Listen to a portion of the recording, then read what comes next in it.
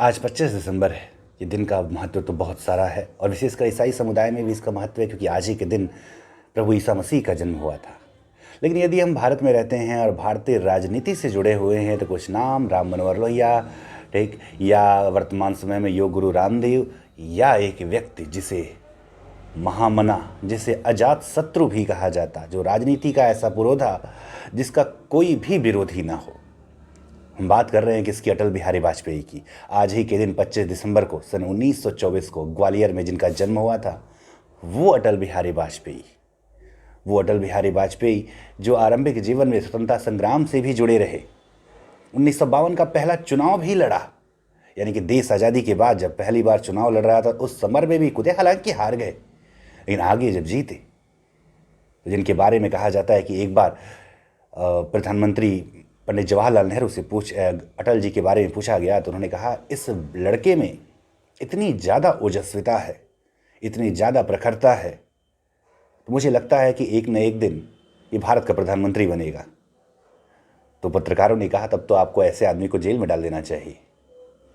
लेकिन पंडित नेहरू बहुत सम्मान करते थे अटल बिहारी वाजपेयी का। अटल बिहारी वाजपेयी आगे के समयों में कई बार सांसद चुने गए और जब पहली बार गैर कांग्रेसी सरकार बनी जनता पार्टी के नेतृत्व में, मोरारजी देसाई के नेतृत्व में, तब वो भारत के विदेश मंत्री बने और संयुक्त राष्ट्र संघ में पहली बार किसी व्यक्ति ने हिंदी में भाषण दिया। यानी भारत की चिंताओं को दुनिया के सामने भारत के अंदाज में पहुंचाने वाले व्यक्ति कौन थे?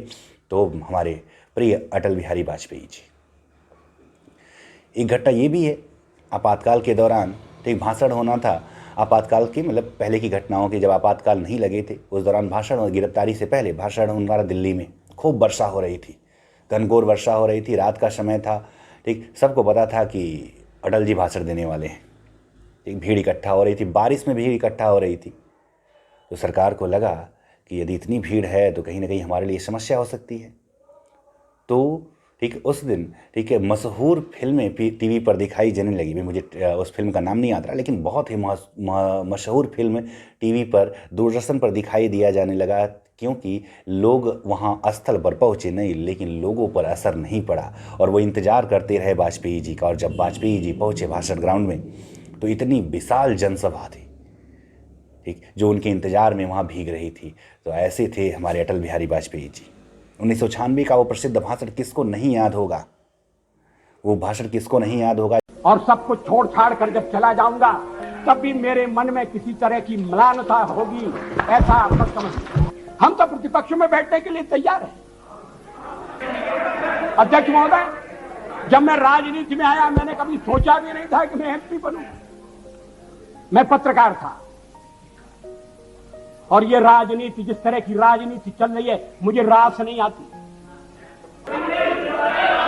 मैं छोड़ना चाहता हूं मगर राजनीति मुझे नहीं छोड़ती।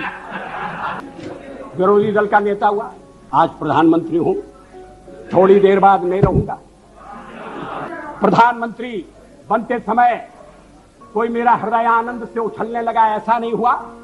और सब कुछ छोड़ छाड़ कर जब चला जाऊंगा तब भी मेरे मन में किसी तरह की म्लानता होगी, ऐसा आप मत समझिए। जब उन्होंने इस बात की कि गठबंधन सरकार के खिलाफ की बात कही कि मैं चिमटी से भी ऐसी सरकार को नहीं छूऊंगा, 13 दिन की सरकार रही, गिर गई।